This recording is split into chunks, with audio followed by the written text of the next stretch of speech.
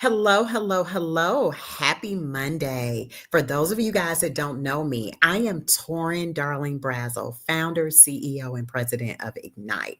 Y'all, it's a lot going on out here in these nonprofit and social impact streets. So I've decided to come on every day just to quickly show you guys how to search for and really read through and understand if a grant opportunity is going to be good for you. Guys, right now, what I need you to understand is that regardless of what it looks like, regardless of what it feels like, we're going to be better than okay. But it is super important that we take action and that we are consistent about taking action. Now, there's some things that I'm learning and cooking up in the background that I'll be teaching you guys soon that can help us get to a place where we're not just so overly reliant on grants and sponsorships. But it is important for us to keep our finger on the pulse of those things. So, what I want to do is go ahead and actually share my screen, and I'm going to show you how to actually begin the process of looking for funding opportunities that are good for you. So I am going to actually look for grants in the Seattle, Washington area today. And so I'm here at my good friend, Sir Google. All right. So there are two major tools that I use. I'm going to use Google as my search engine. I'm then going to use ChatGPT, which is an artificial intelligence tool, which is the best executive assistant ever. But first, here with Google, what I want to say is and just sort of search for grants in Seattle, Washington. And I'm going to put jobs and housing sort of as the buzzwords, right? And so now, actually, look, it brought up different funding opportunities. But actually, what I want to do is I want to say workforce development. That was better. So workforce development and housing. So here we go. There are several different funding opportunities that are available. We see that Seattle.gov has a funding opportunity available. There is something here called Grants Watch that has several different opportunities. So this is super cool.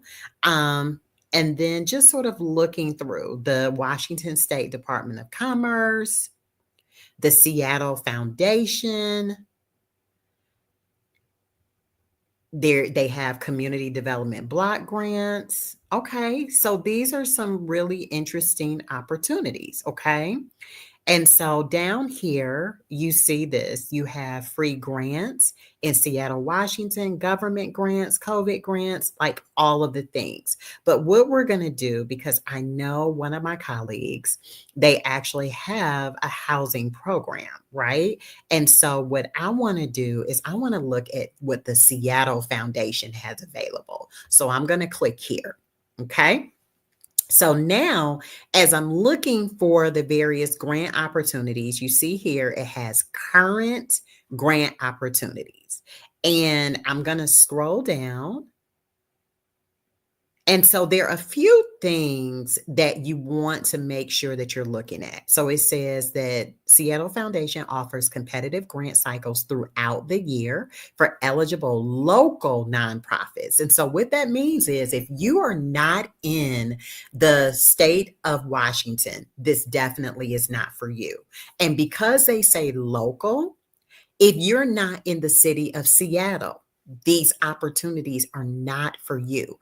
I would say that because it says eligible local nonprofits, okay, with current opportunities listed and updated regularly on this page. So if you are in the Seattle, Washington area, number one, I would encourage you to actually star this page, which means you can bookmark it right here at the top of my screen, right? So even if they don't have something available for you right now, you now can come back to this. But let's scroll down and look and see what they have available. So you have the neighbor to neighbor. So this happens quarterly. Okay. And the deadlines to apply are January 30th, which is past, April 30th, July 30th, and October 30th. I see this April 30th. So I'm like, this is actually in less than just a little bit over a month. So this is one that I want to put at the top of my priority list. So I'm going to read a little bit further. And so, Neighbor to Neighbor supports grassroots efforts that increase engagement, power of influence of community members affected by poverty and racial disparities. Priority is on efforts led by people from diverse and underinvested communities. Okay. Um, and it tells you sort of like when it began. And so, I'm just sort of reading through. This is something that's interesting. It says they're focused on small budget sizes, right? Let's see. So prior to starting your application, you can review the application questions in the downloaded PDF. And so this is what I want to do. I'm going to click on that. But before I do, I'm just going to scroll down and just look a little bit more,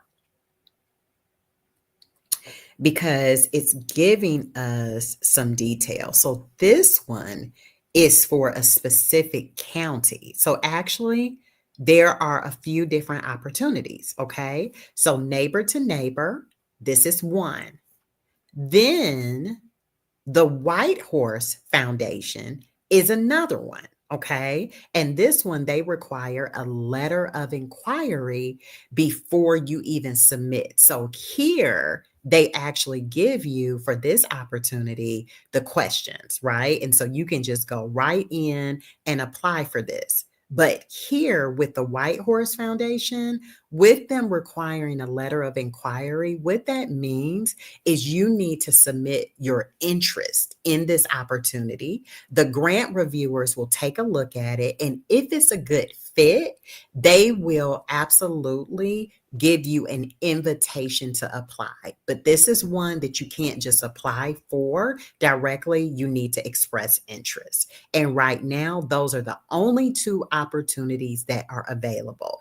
And what you'll see is this one for the White Horse Foundation. They explain basically what I just said. There is a two-step process. The first step is to submit a concise letter. And that's when they will give you an invitation to apply if they're interested. And if they are, the second step is to be invited to submit a full application. Okay. And so these are the two opportunities that are available. I will jump back on tomorrow and actually work with one of the Ignite Central members to submit this end-to-end award.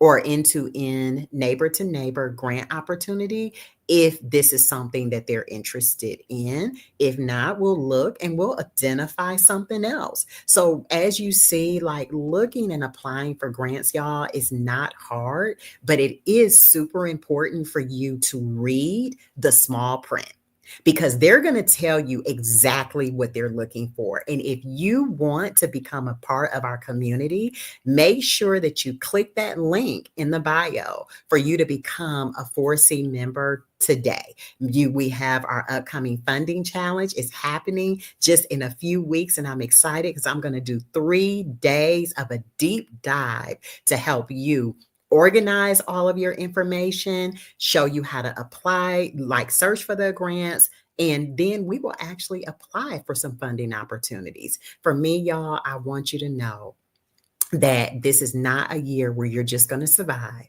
You are absolutely going to thrive, but it's going to take work. And the first step is for you registering and becoming a part of our community today.